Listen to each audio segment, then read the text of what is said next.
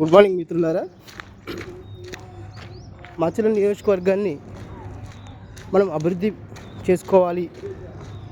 ఇక్కడ ఉన్నటువంటి SC ST BC minority ఏవైతే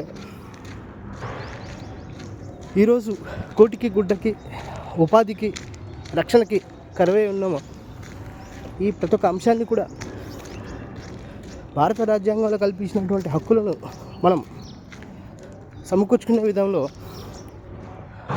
మనందరం కలిసికట్టుగా పనిచేయాలా.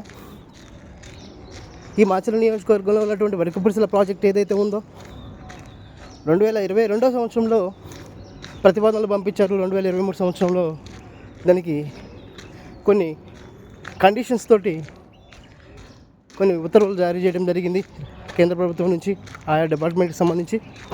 అయితే ఈ వరికపురుసల ప్రాజెక్ట్ని కంప్లీట్ అయ్యేంత వరకు కూడా మనందరం కలిసికట్టుగా పనిచేయాలా. ఈ ప్రాంతాన్ని అభివృద్ధి కోసం మనందరం కలిసి కూడా కుల మతాలకు అతీతంగా కులాలను తీసి పక్కన పెట్టాలి, రాజకీయాలను తీసి పక్కన పెట్టాలి, రాజకీయ పార్టీలను తీసి పక్కన పెట్టాలి.